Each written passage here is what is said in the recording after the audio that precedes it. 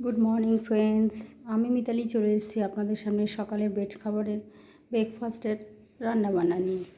এই যে সকালবেলা যখনই আপনার ইচ্ছা করবে যে আপনি লুচি পরোটা খেতে ইচ্ছা করছে না, একটু অন্য অন্য স্বাদের, চোখটাও তো চাই একটু অন্যরকম ডিজাইনের কিছু খাবার খেতে, তখন আপনি এরম করতে পারেন।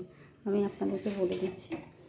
যেরকম রুটি আকারে বেলবেন, বেলে তারপরে সেটাকে বেলনটাকে সাইডে রেখে দেবেন, এটাকে ভাঁজ করবেন, এইভাবে ভাঁজ করে চাপ দেবেন, দিয়ে এটাকে এভাবে এভাবে এইরকম করে কেটে রেখে দেবেন।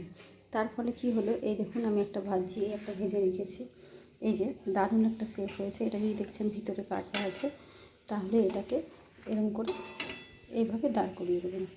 দাঁড় করিয়ে একটু ভেজে নেবেন, দিয়ে তুলে নেবেন। এর সাথে রেখে দিয়েছি এই যে সয়াবিন রসা।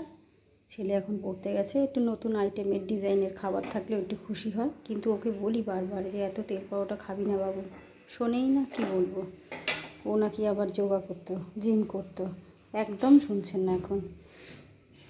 আজকে পর্যন্ত, তবে এই যে টাটা।